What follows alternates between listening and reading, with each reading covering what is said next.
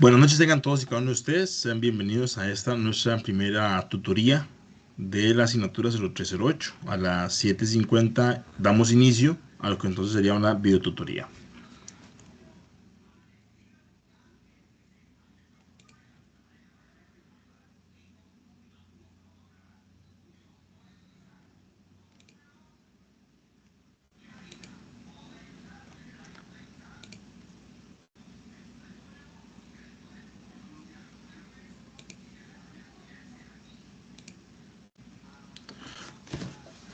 Ok, perfecto. Bueno, mi nombre es Aaron Castillo Navarro, soy tutor del curso. Actualmente soy director de un colegio en la zona sur del país. Tengo poco más de 10 años de experiencia en puestos administrativos, asistente de dirección, auxiliar, subdirector y actualmente director. Bueno, tengo Soy licenciado en psicología y tengo estudios de maestría y posgrado en administración educativa y pues para mí es un gusto compartir lo poquito o lo mucho que sabemos. Es un gusto compartirlo. Ok, perfecto. Vamos a hacer dos análisis. La primera es de la lectura titulada Psicología Organizacional como componente determinante de la gerencia interdisciplinaria. Aquí hay un aspecto muy importante que recabar y es el siguiente. Y es que, vamos a ver, dice, el ser humano, la persona, el sujeto, es el elemento social, como elemento social, perdón, son responsables de las organizaciones de cualquier tipo a lo largo de la historia. Son ellos los protagonistas de su propia evolución originada, perdón, por sus intereses como necesidades de sobrevivencia. Básicamente lo que nos dice esta idea es que las personas, ese elemento fundamental de cualquier organización. De pronto nos puede parecer como muy lógico, pero bueno, estamos hablando que estas son ideas que en su momento generaron pues un cambio de paradigma. No se miraba a la persona como más importante, sino nada más a los dueños, a los jefes, a los inversionistas, a la gente que ponía la plata. Y la persona, el obrero, era eso, obrero nada más, mano de obra 100% este, que se podía desechar. Eh, También que otra idea interesante es que las personas se unen, forman organizaciones por intereses. Desde el interés de no morirse de hambre porque con un trabajo necesitan darle de comer a su familia, hasta el interés de comprarse una casa, comprarse un carro, una necesidad de trascendencia, no importa. O sea, las personas nos unimos en grupos u organizaciones por diversos motivos.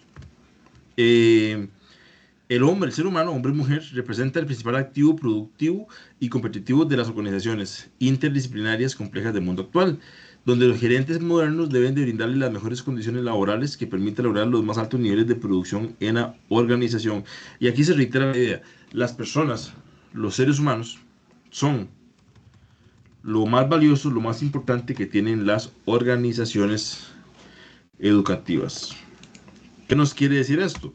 Las organizaciones, perdón, cualquier tipo de organización. Voy a dar un toque si estoy con el micrófono puesto. De pronto no nos pase un chasco si todo está en orden por acá. ¿Qué nos quiere decir eso? O sea, que el ser humano es lo más importante, no la planta, no el inventario de cosas, las computadoras, no. Es la persona que está operando ese producto lo más importante. Y la persona, el gerente que comprenda esto, se aventaja una serie de pasos con respecto al a aquel otro que le dé prioridad a los números, a las métricas, a los inventarios, a los activos. Y pues la psicología de las organizaciones u organizacional es la mejor fórmula para aumentar el desempeño de los trabajadores, así como mejorar el clima organizacional. Pero va más allá de eso. O sea, como lo veremos más adelante, el objetivo principal de esta línea de la psicología es comprender el comportamiento del ser humano en una organización y cómo llevarlo a su máxima eficacia. Pero no desde la explotación, no como hago que el ser humano me produzca más, sino cómo hago que este ser humano, mediante diversas estrategias, formas, adquiera las competencias y habilidades que lo mejoren como persona, que le hagan una persona más completa, más plena y que de ahí me aporte más a mi organización. sea, siempre la persona, sus sentimientos y emociones van a ser lo más valioso. Estos dos autores, Danville y Sastre, dice que las emociones de los trabajadores pueden influir en el rendimiento de su trabajo. Y esto, reitero, aunque para nosotros sea una, una obviedad, y en su momento, hace muchos años, cuando estas ideas empezaron a surgir, vemos que esta idea es desde 2010, pero, pero ya tiene su tiempo que surgió. Era algo como muy, que no lo dábamos por hecho. Y es que piensen ustedes van a sus trabajos em, con alguna preocupación o tristeza de sus casas, su rendimiento no va a ser el adecuado. Eso por un ámbito personal. Y hay ciertas limitaciones que tenemos a nivel de psicología de las organizaciones que pues no podemos abordar al 100%. Pero, por ejemplo, piensen ustedes en algún tipo de situación conflictiva en el trabajo, las emociones que a ustedes le generan, un compañero les pegó 4 gritos, el jefe no los valora, sufren estrés laboral, acoso laboral, la salud ocupacional está seriamente deteriorada, entonces tienen que trabajar en condiciones que les duele la espalda, que la vista se les daña. Esas emociones que se generan por todo eso genera repercusiones en cómo las personas pues operan y trabajan. Y aquí nos dice una idea bastante interesante y es, glorifiquemos que el hombre, es hombre y mujer, ¿verdad? Es un ser de pasiones. Esa parte es bastante, suena poética, pero es vacilona porque lo que nos dice es que reconozcamos que las personas tienen pasiones, punto. Y que sus pasiones los guían, los ordenan, los orientan. Eh, que no puede ser tratado como una máquina. El ser humano no es una máquina. La máquina, usted nada más le cambia piezas. La máquina se queda sin combustible o sin corriente, sin energía, usted la carga. ¿Cómo carga usted un ser humano que se agotó emocionalmente? No puede. Bueno, sí puede, pero tiene que hacer todo un proceso. ¿Cómo hace usted con un ser humano que se le lesiona alguna parte de su cuerpo por desatender aspectos de salud ocupacional? Tal vez usted le puede dar tratamiento, pero según, si la lesión es muy grave, usted no puede cambiarle una espalda, no puede cambiarle una pierna, no puede cambiarle un brazo, un ojo. ¿Me explico? Eh, y que también esta idea me gusta porque dice que tenemos que glorificar que las personas son las creadoras de todas las herramientas, de todas las máquinas, tecnologías que hacemos. Y hay una preguntita que dice, ¿qué influencia tiene la globalización en las organizaciones? Bueno, mucha, demasiada. ¿Por qué? Porque en la actualidad, hace muchos años, cuando el Internet estaba apenas en sus inicios o incluso no existía del todo, no estaba ni siquiera lo que es aquellos inicios en los noventas, que los que somos un poquillo más viejos nos acordaremos, hablemos de los setentas, que era algo completamente inexistente, eh, y pues las tendencias, novedades, la interconexión entre uno u otro grupo, una u otra organización, era más lenta, era más tenue, porque el tema está que la conexión entre grupos era más lerda. En la actualidad, pues podemos trabajar, hacer, bueno, ahora que están los famosos nómadas digitales, ¿verdad? Que son personas que trabajan en todo el mundo a distancia mediante las conexiones de Internet. Eh, la UNED misma, pues, de esa forma que tenemos de estudiar, que nos permite ir estudiando a distancia, haciendo uso, perdón, de las herramientas telemáticas que tenemos. Y eso afecta a las organizaciones, eso estructura, cambia. Hoy día, usted, un estudiante, le está dando clases y según el dato que usted lo dé, si el estudiante es un poquito más pellizcado, va y lo busca en internet y pues puede meterte en problemas si usted está, como decimos popularmente, bateando. O usted está trabajando con su personal y usted quiere tomar una serie de determinaciones y el personal puede inmediatamente ir a buscar si legalmente lo que usted quiere hacer es viable. Y si usted está haciendo trampilla, pero como quien dice, pues te puede meter en problemas. Si es que usted está haciendo algo por ignorancia, inmediatamente te pueden corregir y decir, jefe, vea, eso está mal por esto y esto y esto. En fin, esos son apenas algunos de los ejemplos. Eh, Dicen otros autores, Kat y Kahn, eh, que es un hecho elemental que las sociedades, debido a su naturaleza variada, representan agrupamientos organizados de personas cuyas actividades están institucionalmente encausadas. Esta parte es muy interesante porque lo que nos dice es que las personas, eh, donde dice institucionalmente encausadas, saquemos un poquito el chip de la mente y no pensemos como instituciones públicas, escuelas, colegios y demás, sino agrupaciones también informales, eh, grupos de amigos, clubes pandilleros, de esos, tal vez no pensemos en las, sí, también las pandillas que andan jalándose, pues infringiendo la ley, pero también pensemos en esos señores que les gusta andar en moto por todo lado, que ya están muchos pensionados y entonces les gusta, o muchos de ellos, y pues siempre tuvieron ese sueño de comprar una moto y andan por todo lado.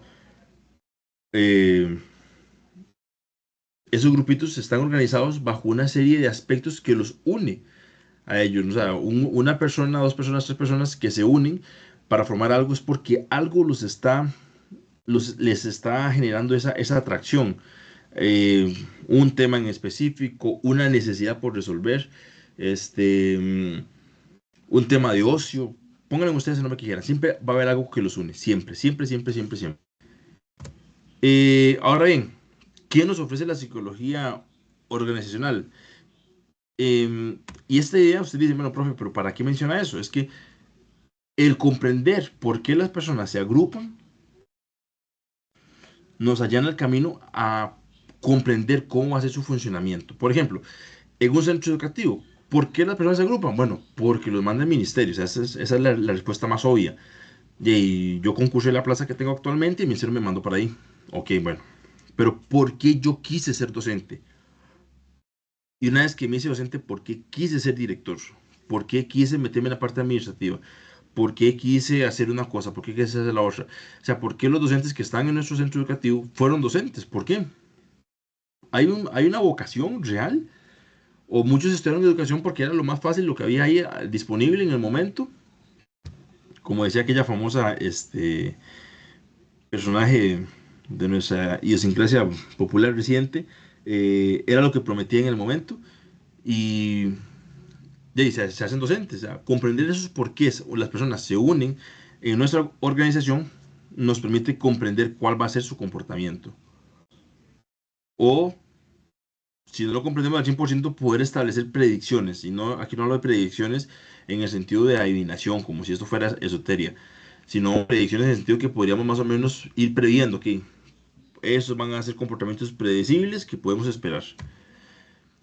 Ok, ¿qué nos ofrece la psicología organizacional? Bueno, comprensión del comportamiento individual y organizacional, que ya lo mencioné hace un momentito, enfoque en el trabajo, por ejemplo, cuando dice enfoque en el trabajo es comprender, qué sé yo, cómo hacer una tarea, cómo tomamos esa tarea y la dividimos en, en fracciones pequeñitas que nos permitan ir encadenando a una tarea más grande.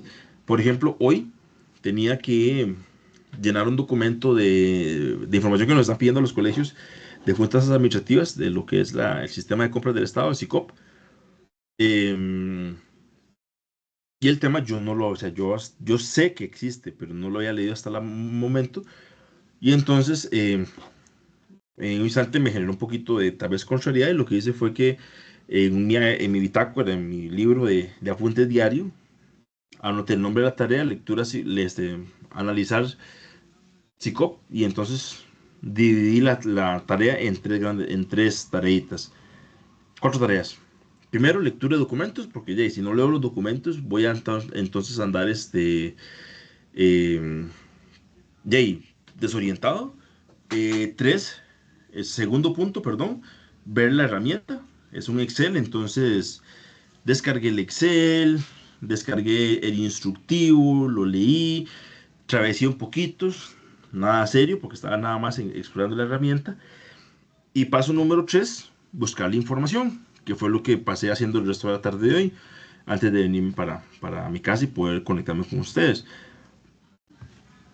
Buscando la información, entonces ya ahí no era un trabajo en la herramienta, sino un trabajo, hice un Word y más o menos califiqué, perdón, hice un cuadrito con columnas de qué es lo que necesitaba ir recabando en los archivos para brincar al cuarto punto, que es la tarea de mañana, llenar, hacer el vaciado, como se le dice, eh, en la herramienta de Excel para poder completar mi tarea de manera eficiente. Esas son cosas que la psicología organizacional nos permite, porque nos permite, ok, ¿cómo hacemos este trabajo para que la gente lo pueda hacer? Eh, lo, Dividimos en partes, hacemos un entrenamiento, en fin. El clima organizacional, gerencia del cambio, que es un tema increíble, comunicación, es un tema que hace unos días eh, pensaba yo. Eh, hay, hay, Hay un fragmento de la Biblia que dice que las naciones y los ejércitos, las naciones, perdón, los reinados, nacen y mueren a causa del liderazgo de sus gobernantes. Una traducción un poquito contextualizada hoy día sería de sus liderazgos. Un buen líder, un buen gobernante, pues hace que un gobierno, valga la redundancia, una nación, un país, un colegio, crezca o del todo, pues se eche para atrás, como diríamos. Y también agregaría yo que la comunicación, porque usted puede tener las mejores intenciones, pero si esa idea usted no la sabe vender, no la sabe comunicar, o por ejemplo, hay mensajes difusos, mensajes imprecisos, ambiguos, o hay gente que más bien se aprovecha de la comunicación para poder jugar con ella, pues se nos complica la situación. Entonces creo que la comunicación es otro aspecto que también es fundamental. Y bueno, liderazgo que ya lo mencioné hace un ratito, y la motivación, ¿qué nos motiva? Y esto es un punto interesantísimo, porque definitivamente a las personas no nos motiva lo mismo. Ustedes pueden pensar que tal vez en este momento a ustedes los motivará terminar el titulito, la carrerita esa que están sacando, donde estamos en este curso, para poder tener mejores opciones laborales, si es que ya están trabajando, o tener una opción laboral adicional, si es que no están todavía en el Ministerio de Educación. O no sé, cuál es el que los motiva. Pero tal vez una vez que lleguen, ya resulta ser que esa motivación ya no. Profe, pero es que desapareció, ya no, no es que desapareció, es el hecho de que en este momento, ya para ustedes, eso digamos que es una etapa superada, ahora, ¿qué los motiva? Los motiva otra cosa. Y eso tiene que ver mucho con el ciclo vital del ser humano. Por ejemplo, autores como Erickson, que es Erik Erikson, que es un psicoanalista eh, de origen alemán, me parece, si no me equivoco, ahí pueden corroborarlo después, habla mucho del ciclo vital de las personas, donde las personas vamos atravesando diversas etapas donde se nos plantean polaridades. Y entonces no es lo mismo que usted experimenta a los 20 años que a los 40 años. Entonces, es la misma persona, básicamente ha venido con una continuidad en su existencia, de su familia y todo lo demás, pero lo que usted quiere a los 20, a los 40 es completamente distinto. A los 20 tal vez usted anda con toda la energía para comerse el mundo. A los 40 ya usted entiende, no es que es un viejillo arruinado, sino que usted comprende que el tiempo no es algo ilimitado como a veces pensábamos cuando teníamos 20 años. Y que hay una necesidad de trascender, una necesidad de pensar en el futuro. Entonces, esos son tipo de cosas que, que la comprensión de la motivación nos ayuda a tener en claro. ¿Y afecta a los centros educativos? Claro que sí, porque son personas. Son personas con las que estamos trabajando. Trabajamos con docentes, con estudiantes, padres de familia, este, proveedores. Imaginen ustedes un padre de familia que está sumamente frustrado porque su hijo no hay forma que le ponga con los estudios, su hijo está en una rebeldía absoluta, más allá de lo que esa persona tiene y puede controlar, pues sus herramientas ya se vieron rebasadas.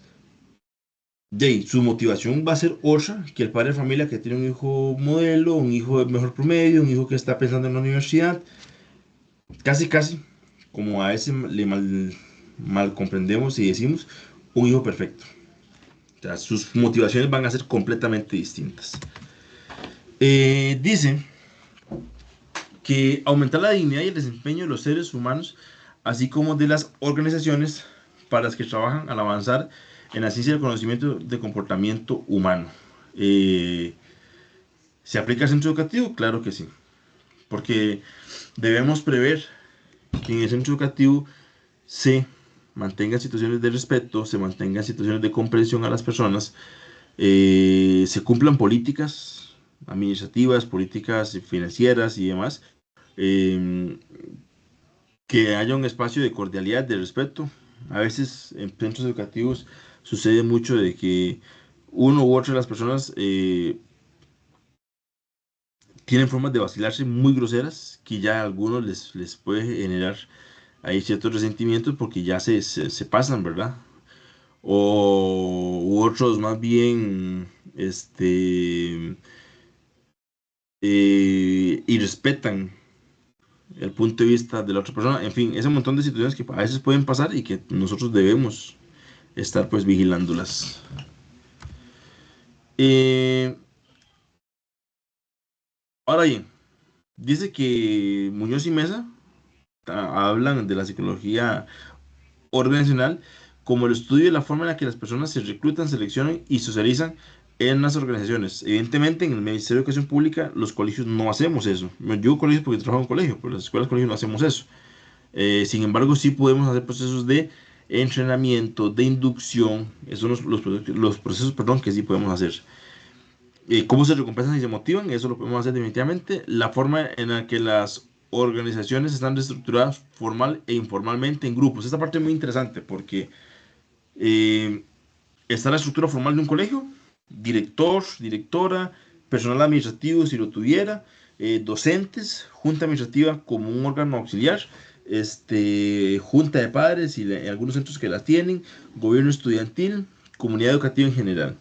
Esa es la estructura formal y cada uno tiene roles muy formales, pero también hay una estructura informal, que, qué sé yo, quién es el docente más influyente, quién es el docente más líder, quién es el cabecilla, quién es el que arma a los estudiantes, cuál es el estudiante que nos puede ayudar para sacar una tarea adelante, cuál es el grupo de padres de familia o padres de familia que nos pueden complicar la situación si no nos ponemos a hacer un trabajo serio, en fin, es parte de una estructura formal y una estructura informal. Y ambas son completamente válidas, ambas son existentes. Usted no puede excluir, usted no puede nada más quererse enfocar en la estructura formal porque descuida la parte informal, pero no puede centrarse en la formalidad porque entonces descuida lo formal. O sea, son incluyentes una con la otra.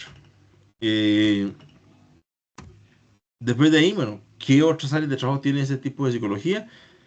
Comunicación, estructura y procesos, condiciones de trabajo, cultura, liderazgo, motivación, negociación, resistencia al cambio, que es un tema increíble, acoso laboral, ya todas las reglamentaciones que es importante que conozcamos, salud y enfermedades organizacionales. ¿Y todos se aplican a los educativos? Claro, efectivamente. Por ejemplo, piensen ustedes en un colegio que ha tenido un director durante 10 años, que sucede mucho.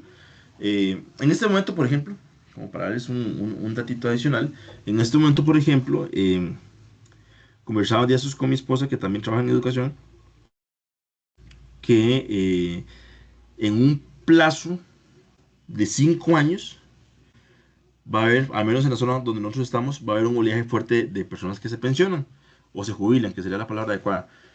Eh, de personas que se jubilan, que ya pasan a otra etapa de su vida. Eso va a decir, o quiere decir, de que muchos puestitos se van a liberar. eh, en escuelas, colegios, direcciones, lecciones por aquí, lecciones por allá, en fin. ¿Qué nos quiere decir esto? Esto es algo que va a ir sucediendo de aquí a 5 años, un plazo que más o menos hablábamos mi esposa y yo. Esto es una apreciación 100% personal, no representa ningún dato fidedigno, no puedo decirles que lo saqué de un estudio, son datos que hacemos de acuerdo a las observaciones que hacemos de los movimientos que se dan en nuestra zona de donde vivimos. ¿Qué nos quiere decir eso? Que colegios, escuelas que estaban lideradas por docentes consolidados, hombres, mujeres, ya van a darle espacio a otra persona. Y ahí va a haber un cambio. Para bien o para mal, va a haber un cambio. Y cuando hablamos de cambio, pensamos que sí, que los cambios no son malos, que son buenísimos, estamos de acuerdo. No vamos a discutir eso. Pensamos que solamente los cambios negativos son los que generan resistencia. No, también los cambios positivos generan resistencia, porque tal vez el cambio viene a hacer un cambio, valga la redundancia, en alguna forma de hacer las cosas de manera errónea.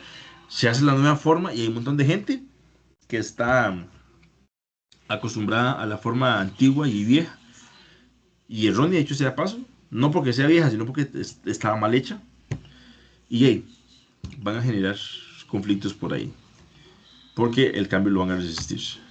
Eh, dice, este día, las organizaciones son complejas, todas las organizaciones humanas son complejas, características originadas por su esfera externa e interna. Suena complicado, pero es sencillo, aunque representa algo difícil. El ser humano es complejo, complicado, eh, absolutamente complejo. Incluso la persona que quiera llegar y decir, no, no, yo soy súper relax, yo soy súper acomodado, también es compleja porque su desidia puede ser interpretada como un, no me meto en lo que no me importa, pero no, no me jodan tampoco. Apatía, podría verse como eso. Dice, por ejemplo, ayer estaba leyendo, un día se estaba leyendo un precepto de lo que es la programación neurolingüística, que es un tema que ando ahí como en el tintero leyendo, y decía un precepto que lo toman de los axiomas de la comunicación. Es imposible no comunicarse. O sea, usted siempre comunica algo con su comportamiento, siempre. Y el no querer hacer nada implica, representa que usted no quiere hacer nada, que no se quiere involucrar. Entonces, eso nos dice algo. Entonces, ¿qué es lo que nos quiere decir todo esto, muchachos, muchachas? Eh, que las organizaciones de personas son complejas y por ende no podemos aplicar ni fórmulas mágicas ni decir, vamos a hacer esto porque como lo hice así hace unos años y me funcionó, va a ser, voy a repetir la experiencia. No, usted le puede tomar como referencia y tratar de ver si lo replica, pero no es ciencia. Definitivamente no es la ciencia. Uno de los principios de la ciencia es que sea replicable, que usted hace un experimento en diversas contextos, en diversos ambientes, con diversas personas, y va a obtener siempre los mismos resultados. Eso es ciencia. En el comportamiento del ser humano eso no aplica. El ser humano dice por aquí es caos y es orden, es impredecible y es estable, o sea, es ambiguo por su propia naturaleza. Y después aquí nos dice que la gerencia interdisciplinaria pues toma conocimientos de la sociología, la economía, la política, psicología y entre otros. Eh, También por aquí otra idea que nos menciona son los cambios son internos y externos, generando en todo momento resistencia. Ok, los cambios son externos, obviamente es más sencillo verlos, de cambio de gobierno, por ejemplo, cambio de jefaturas a nivel de jerarquías máximas de ministerio, de el contexto político, social que se esté viendo en su momento dado. Y pensemos en la pandemia, que aunque ya pasó hace varios años, es como una forma muy fácil de comprender muchos temas y ver todos los cambios que generó. Pero también son internos, que es cuando les digo, por ejemplo, se pensionó alguien se traslada, alguien pues le llegó otra persona en propiedad, cosas que pasan dentro del ministerio, hay un descenso en la matrícula, un aumento en la matrícula, en fin, cosas que suceden a nivel interno que generan cambios, que generan sí, cambios muy particulares. Según Chavenato, hay cuatro tipos de cambios. En la estructura organizacional, ¿se da un centro educativo? Claro. Veanlo así de simple, se fue el director y llegó otra señora nueva. Hay un cambio ahí en la estructura, porque esa persona nueva que viene va a venir con sus nuevas ideas y la persona que se fue, pues ya se llevó con él una metodología de trabajo. A nivel de tecnologías, evidentemente, la educación ha venido experimentando, tal vez con pasos un poquito tímidos en algunos casos, inclusión de nuevas tecnologías, pero eso va más allá del hecho que compramos computadoras. No, no, es el hecho que se aplican procesos nuevos, nuevas formas de trabajo, en fin, o sea, hay cambios sustanciales. En los productos o servicios, damos clases, damos educación, sí, pero pensemos que tal vez nuestro colegio subió de matrícula, entonces ya tenemos más estudiantes, más docentes, o más bien bajó la matrícula, tenemos menos estudiantes, menos docentes. Cambiamos de modalidad, éramos un colegio, un liceo, un colegio académico, pasamos a ser un colegio técnico. O éramos un colegio, por ejemplo, hace unos días hablaba con un amigo que es director en un liceo rural La Casona, aquí en la zona de Limoncito, y el colegio por un momento en la matrícula pasó desde el liceo rural La Casona a colegio académico indígena o colegio indígena, no me acuerdo. En fin, o sea, hay un cambio ahí. Cambios en las personas, obvio que sea en el centro educativo. No es lo mismo y en alguna de las revisiones de las tareas que les hice ayer a ustedes, a algunos de ustedes le indiqué una idea que para mí es muy, tal vez sea muy simple, pero es muy compleja. El director o directora tiene X cantidad de años de servicio, o el profesor, profesora, tiene X cantidad de años de servicio, está a punto de pensionarse, a punto de pensionarse, está casi que haciendo su último año, sus últimas temporadas, está quemando sus últimos cartuchos. No va a tener ni las mismas energías ni las mismas fuerzas que un docente que está pues iniciando su año, su vida laboral, o las que tenía cuando él iniciaba. Y en ese momento su prioridad va a ser, su mente va a estar más enfocada en esa pensión. ¿Me explico? Entonces no es que tal vez descuide su trabajo, esperemos que no, pero mentalmente otra es las cosas que le preocupan. Entonces, evidentemente, ese montón de cambios que en este ejemplo hipotético que le estoy poniendo, que no es tan hipotético, se repite y se da en todo el país, en este momento, aquí, ahora y en unos años, y se seguirá dando hasta que pues Dios nos tenga en esta tierra. Jane, se repite que la persona, esa última parte de su vida, pues la visualiza completamente distinta. Esa última parte a nivel laboral, ¿verdad? No es que por acabado tiene que acabar su vida laboral. Eh, y pues por aquí nos dice que la gerencia moderna toma en cuenta estos aspectos, toma en cuenta estos temas de la globalización para poder sí, afrontar su trabajo de la mejor manera. Una segunda lectura que quiero comentarles es una que dice hacia una dimensión en las organizaciones educativas, una arquitectura organizacional inteligente. Ok, dice por aquí es un proceso de edificación, construcción y desarrollo sistémico perteneciente a la cultura organizacional, gerencia del conocimiento. O sea, las organizaciones siempre están cambiando. Eso es lo que nos quiere decir esa idea. Siempre están dando vueltas sobre sí mismas y quitan, ponen, modifican. Lo que antes servía ya hoy no sirve. Lo que no sirvió ya ahora sí está sirviendo. Perdón, ese sonidito que se está repitiendo. Se emplea el término arquitecto educativo. Este es un término de la lectura como tal que me llamó mucho la atención.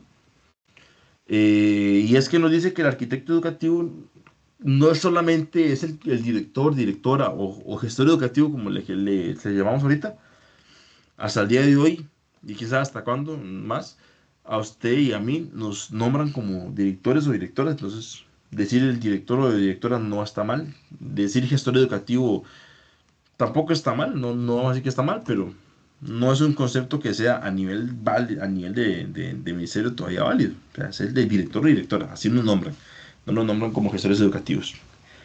Algo comentario porque a veces queremos usar palabras para ser muy modernos, pero pues también tenemos que tomar en consideración que a veces pues, el discurso moderno no es tal vez lo mejor. En fin, dice que el arquitecto educativo no es solamente el director o directora, pues es el docente, es el padre de familia, es el estudiante, es el conserje, es el guarda, es la señora de la soda, es el señor que nos vende la carne para el colegio, es el señor que nos trae las verduras del colegio. ¿Me explico? O sea, todas las personas tenemos de una u otra forma algún tipo de relación con la educación de los estudiantes. Todos. No hay alguien que se escape. Entonces, dice por ahí que el docente, perdón, el arquitecto educativo no debe trabajar solo. Y nos reitera la idea que yo le mencioné hace un rato, el valor de la comunicación para lograr los cambios. Y es que a veces, a veces no, o sea, siempre, entre mejor usted se comunique con las personas, mejor van a ser los resultados que usted obtenga. Mm, el único cuidado es, digamos, qué tanta información usted puede dar a las personas. Hará información que por su naturaleza es confidencial. Si usted tiene, por ejemplo, alguien está afrontando un proceso legal, y pues no va a ir a contarle a todo el mundo que esa persona está afrontando un proceso legal. Eh, si usted maneja información sensible de algún estudiante, algún docente, usted no va a ir a comentarla en el almuerzo con todo el mundo. Esa parte es el valor y el cuidado que hay que tener con la comunicación. Y obviamente usted no va a aprovechar su poder comunicativo para entonces andar chismeando o andar dejando mal a las personas. En fin, esas son ideas que andan por ahí dando vueltas. Dice que las organizaciones que aprenden son organizaciones inteligentes y que están destinadas a sobrevivir. Y efectivamente, por ejemplo, el colegio no va a cerrar.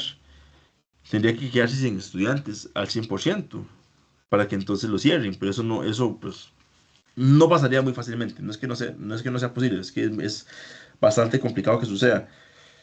Eh, pero lo que nos dice la idea es que una organización, un centro educativo, aquí vamos a hablar siempre de centro educativo porque es lo que nos atañe en este momento, que aprenda de sus errores, que aprenda sus lecciones, que esté todo el tiempo auto-observándose y esté autoanalizando sus movimientos, va a tener mayores posibilidades de éxito. El contexto donde nos ubicamos, obviamente es importante porque él nos va diciendo, no es lo mismo, perdón, no es lo mismo un centro educativo en una zona urbana que uno en una zona rural. Parece muy obvio, pero a veces lo obvio se nos pasa por de, de lado, ¿verdad? No es lo mismo, y aunque estemos en las zonas urbanas, como por ejemplo en Agán, no es lo mismo un centro educativo que esté en una zona rural, urbano marginal, pero en una zona, perdón, en una zona urbano marginal, que sé yo, barrios conflictivos, no es lo mismo que una escuelita en la zona rural que tiene tal vez un abanico de posibilidades un poco más reducido, pero que a nivel de salud comunitaria, pues es diferente, está en mejores condiciones que otra. Eh, Dice por ahí que Sengen nos dice que las organizaciones que aprenden se rehacen, se revitalizan y se renuevan de forma sostenida. No por decreto ni por reglamento, sino por una orientación de aprendizaje. O sea, que esas están constantemente viendo qué hicimos bien, qué hicimos mal y estarse cambiando. Este mismo autor, Sengen, nos menciona, nos hace como un modelito eh, de elementos que son fundamentales en este proceso de arquitectura. Por ejemplo, entonces, los modelos mentales que tienen que ver con la forma en la que vemos el mundo. O sea, cada persona tiene una forma en la que comprende el mundo. Y aun cuando estemos de acuerdo, porque estamos de acuerdo, hipotéticamente, estamos hablando de un tema, ustedes y yo, y estamos de acuerdo, y pues estaremos de acuerdo, pero estamos de acuerdo por diferentes puntos de vista. Que empatamos, coincidimos, sí, estamos de acuerdo, pero hay diferencias, discrepancias muy sensibles y muy puntuales que hacen que representan que cada uno ve el mundo desde su perspectiva. Después, el concepto de visión compartida es otro de los puntos medulares de este mapita o esta estructura que nos propone Senge. Eh, y es eso, de que todos jalemos para el mismo lado.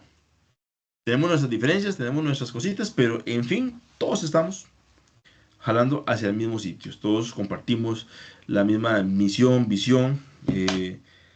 Apreciamos y pensamos diferente, sí, estamos de acuerdo. No nos hace pecadores ni nada por el estilo, pero en términos generales estamos caminando hacia el mismo lado. Pensamiento de sistemas, esta es una idea que me gusta mucho realmente. Y es esa capacidad que tenemos las personas, o que deberíamos tener, los que estamos en procesos de dirección de centros educativos, de directores y directoras.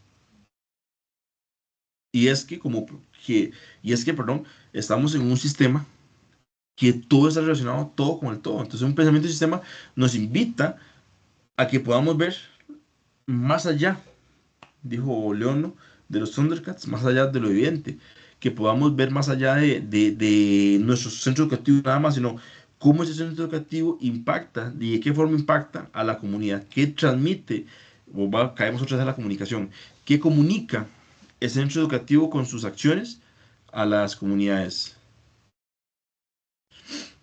Por ejemplo, en el colegio que estoy actualmente, uno de los objetivos míos, el año pasado y este año principalmente, ha sido, bueno, entre tantos, ha sido fomentar mucho actividades familiares. Entonces, hacer actividades que tengan que ver con el convivio de la familia. Entonces, que en ellas se vendan vigorones, se venda aquí, se venda allá, este, pero siempre con un contexto de familia. Nada de hacer actividades que impliquen eventualmente a licores, aunque se saquen todos los permisos a ver si por haber, nada, porque entonces el colegio no puede estar relacionado con una actividad de estas, porque no, se ve mal, se ve feo, incluso tiene hasta ciertas consecuencias ahí administrativas. Es qué imagen transmitimos. Y el aprendizaje en equipo, que es como el corolario de todo lo anterior, es ese trabajo colaborativo donde todos aportamos desde nuestras particularidades, nuestras individualidades para completar la tarea en específico. Y dice por ahí que las organizaciones requieren cambios, vean la palabra aquí clave, requieren, no es que les gustaría o es que, pues no, requieren, necesitan estar cambiando de manera constante. ¿Y cómo se puede hacer esto? ¿O cómo pueden afrontar esto? Mediante la capacidad que tengan para aprender. Si no pueden aprender de sus errores, tienen problemas serios. Eh, ¿Y qué nos dice esto? ¿O cuál es la idea detrás de esto?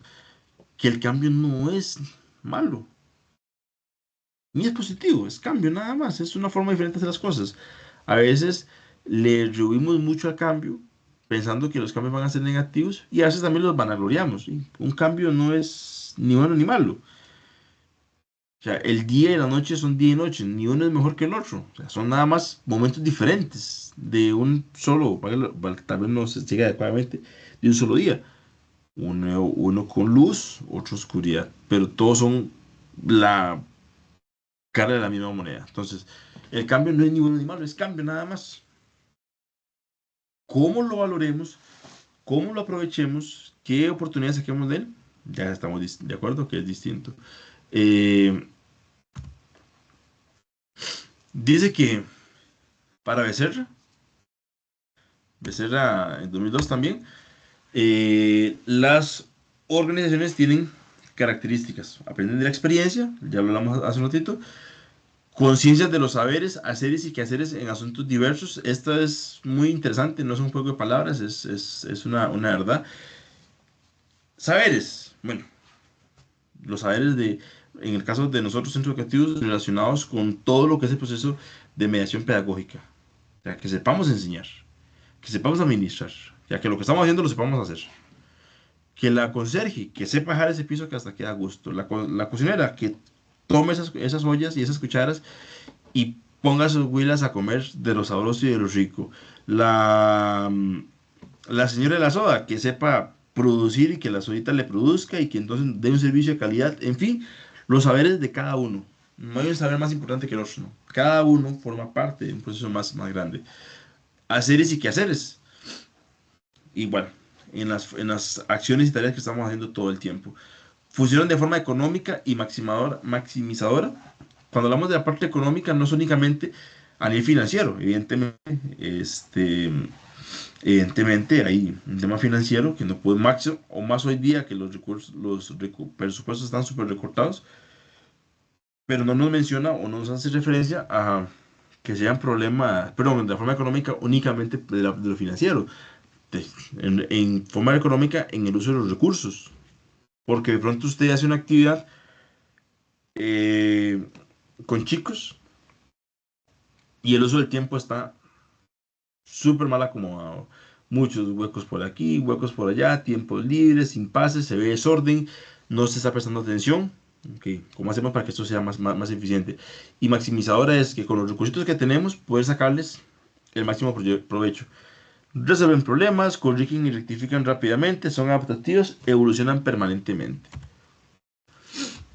Después de aquí, ya para ir cerrando, el gestor educativo o gestor progre estratégico, tal vez no me gusta mucho el concepto gestor progre, porque siento que se puede vincular de manera negativa con otra serie de pensamientos que tal vez no gozan de tan buena publicidad en este momento.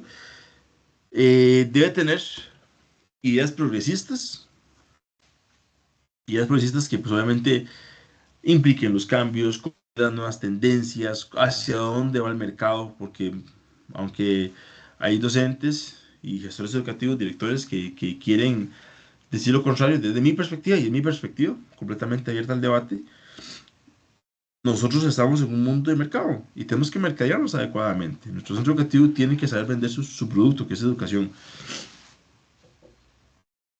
y ver hacia dónde está apuntando ese mercado en ese instante. eh, Cosas tan básicas. O sea, a veces dejamos de lado las puntuaciones en pruebas nacionales. Antes eran bachillerato, hoy día pruebas estandarizadas. Habrá que ver con qué sale el ministerio en unos años o aquel otro año. Eh, el centro educativo que tiene los mejores resultados, las mejores promociones, eso promociona al centro educativo como tal. Y es un tema que hay que ver. Dice remesas, cimientos convencionales estructurados. Suena muy bonito y es bastante interesante porque ahí entre paréntesis está básicamente lo que nos quiere decir traducido al castellano. Remesar es remover de un lado a otro de manera reiterada, eso es remesar. Entonces cuando decimos remesacimientos convencionales estructurados, es que aquellas un montón de ideas o estructuras o pensamientos que dábamos por hecho, no los damos por hecho más y empezamos a darles vuelta y vuelta y vuelta hasta que lleguemos a un nuevo grupo de ideas. Y todo con el fin de romper lo que está enquistado en las estructuras organizacionales. A veces sucede que en los centros educativos se hacen las llamadas vacas sagradas, ¿verdad? De personas que tienen una serie de beneficios por A o por B y que los defienden a capa y espada, incluso cuando eso implique perjudicar a otros docentes. Eso es un ejemplo, nada más. Eh, o un tipo de liderazgo muy enfocado tal vez en el ser autocrático o excesivamente democrático, en fin, cuando decimos revisar es que vamos a estar dándole vuelta a todo, estarlo revisando, revisando constantemente para poder llegar a una mejor versión de las situaciones.